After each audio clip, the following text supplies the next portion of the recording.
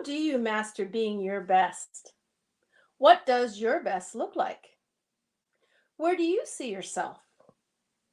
Whom is around you that supports you to do, to be, and to act your best?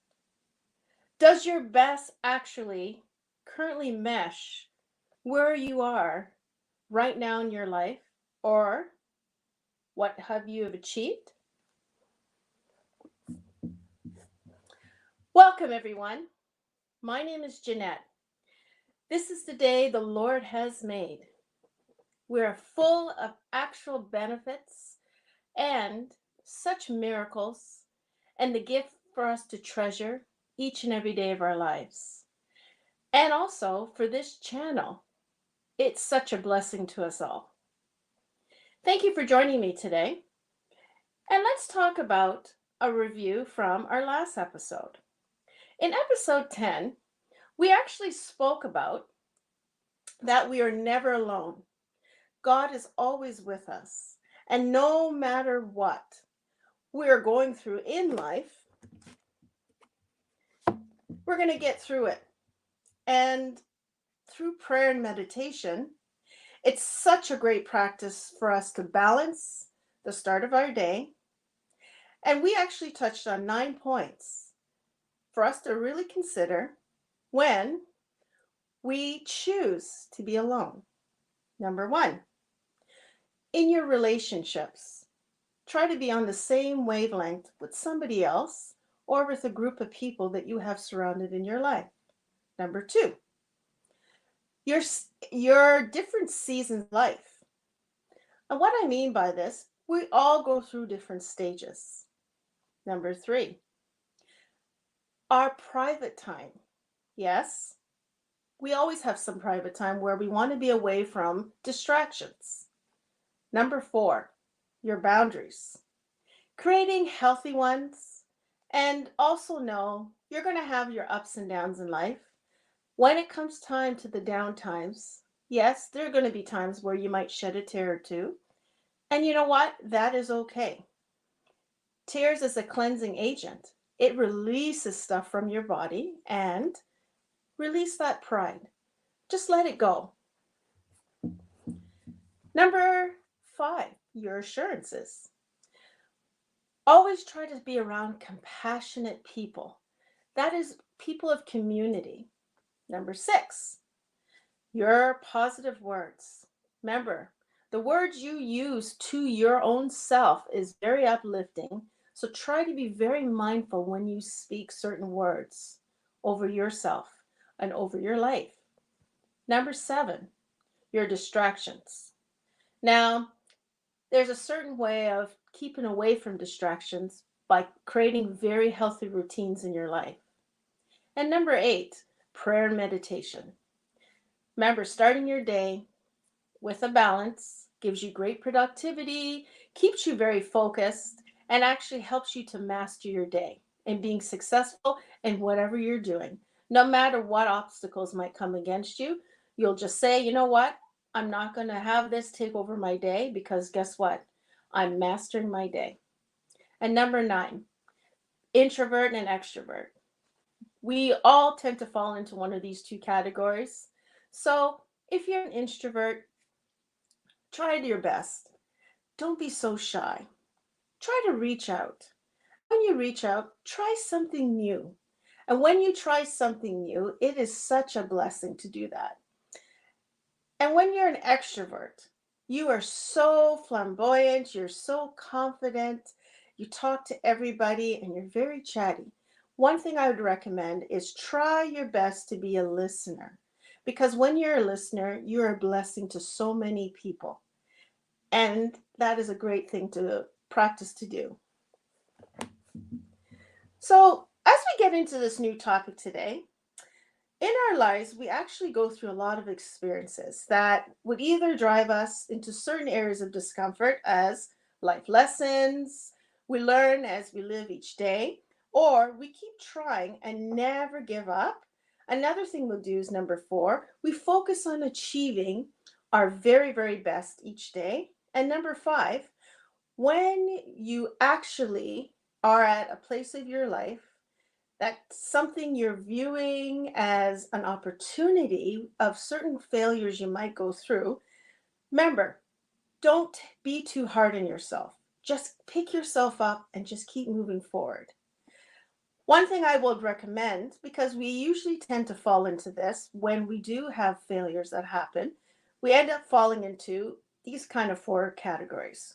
We either start being into that procrastination, or we become very lazy, or we become very responsible, or another thing we do is we give up. And you really don't want to do that. I know it's hard, and not every day you can understand to just let go and just don't be hard when you fail. But practice to journey in these three consistent things in your decisions, in your choices, and in your intentions. So, how do we perfect our best self? Let's try moving on with this one. Number one, your lifestyle you go through are seasons. And what I mean by seasons is you go through a shift and such a creative pattern that you need to really pay close attention to. Number two, your life creates such rhythms that attract and repeat, possibly the same thing over and over again. And that's what I mean by rhythms, which are familiar experiences. So try to be alert to these. Number three, your life might even display certain markers. And what I mean by markers is it enables you to see certain cycles that might keep happening over and over and over again. Or number four, your life will transform certain features of influences that you do daily. So let's move on to how your life has such great meaning in the journey in through these areas that I'm going to speak about, such as your purpose, exploration through your valleys and your mountains, your listening skills, your transitions, your forward thinking as a forward thinker, your breakthroughs from strongholds that's been over your life, your successes, the new you, and the celebration. So, as we speak about these, I'm going to speak in more detail. So, number one, your purpose. God has actually designed you to actually succeed in anything you put your mind to.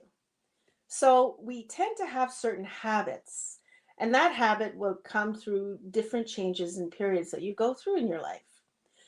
So, that habit will actually go through a transformation process of self discovery within yourself. So try to limit distractions during this time. Number two, explore.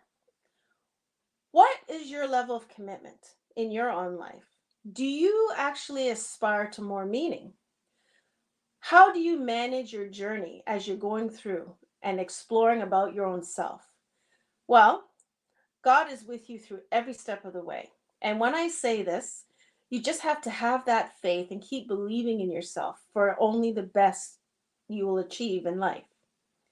Number three, listening. We all tend to go through a deeper relationship with ourselves and start thinking about where we are, where we'd like to see ourselves, where we'd like to go.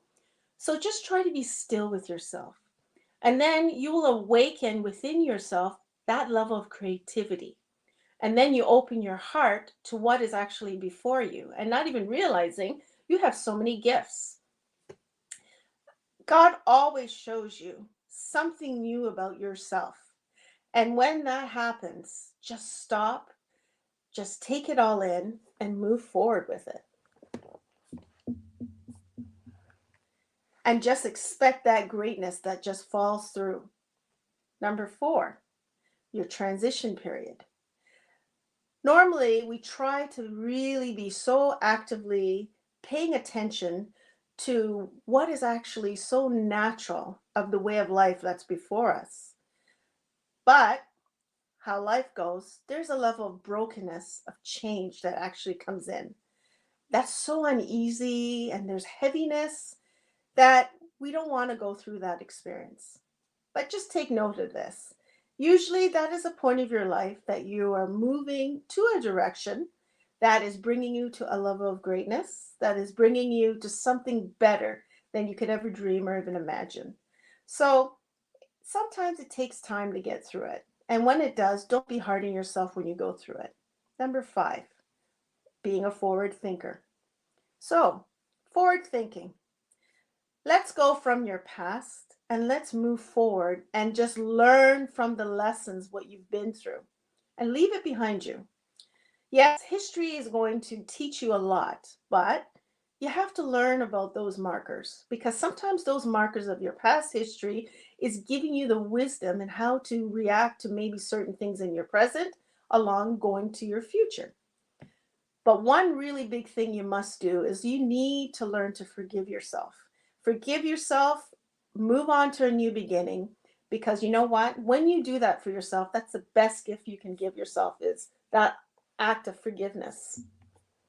We always usually tend to be very hard on ourselves, and that's something you're going to have to practice each and every day, especially when things don't go your way or you realize, oh, I made a mistake in this certain area. That's okay.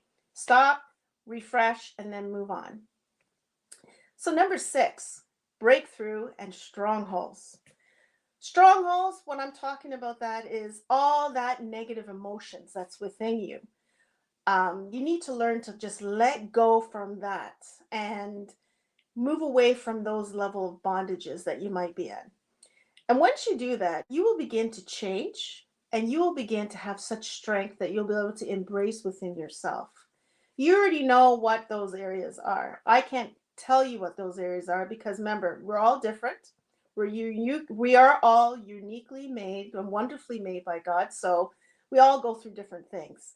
But even so, there is that level of wisdom and knowledge and understanding that each and every one of us have and have gone through certain experiences in our life that you need to just stand tall, be very confident, be very courageous, and just face and conquer no matter what circumstance or trials or tribulations you might go through. Yes, you're going to have a name of whatever it is, but guess what? Don't worry about it. Create that firm foundation by establishing a plan for yourself to be victorious and how you're going to be an overcomer. And then you master this, and then you advance your life to that next level. Then, number seven, you come to that area of triumph. Yes, you're that victor now. You've been that overcomer of whatever situation you've gone through.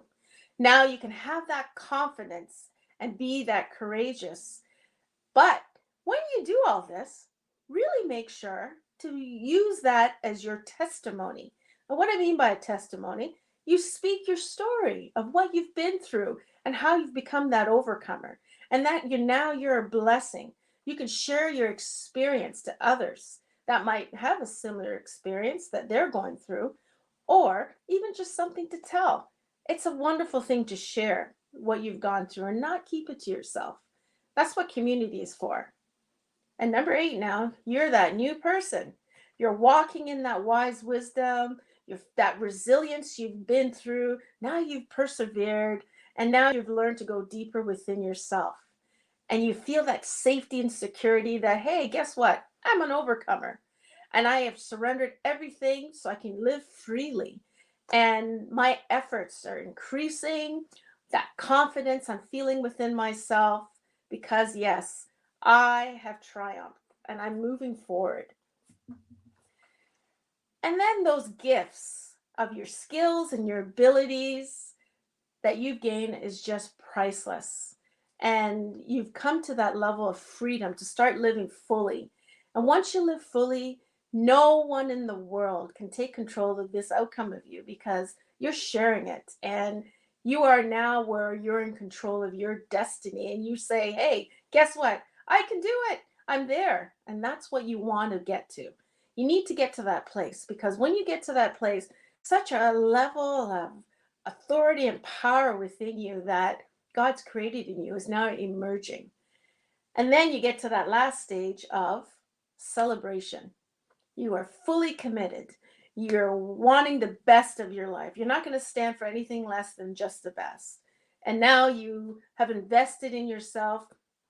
You keep moving forward. You see so much. You're organizing a plan. You're executing a richer balance in your lifestyle and achieving your dreams. And then from there, you're fully equipped to master whatever your new calling will be. And that is the wonderful steps to go through to emerge into that brand new person you are. And in closing, this is what I'm going to say. Make the commitment to yourself to achieve just more, just a more meaningful life for yourself.